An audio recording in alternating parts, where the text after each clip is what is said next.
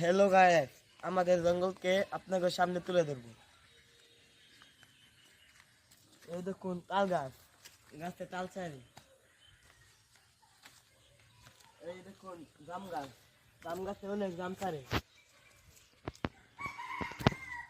এই রামপুরা গাছ, গাছে অনেক বড় বড় রামপুরা চারে। আর সেই দেখুন মাছ চাষ করা হয় সেখানে।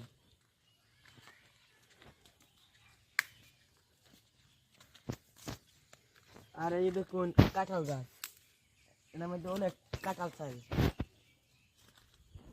আপনারা আমাদের সাথে থাকুন আর দেখতে পারবেন ভিডিও।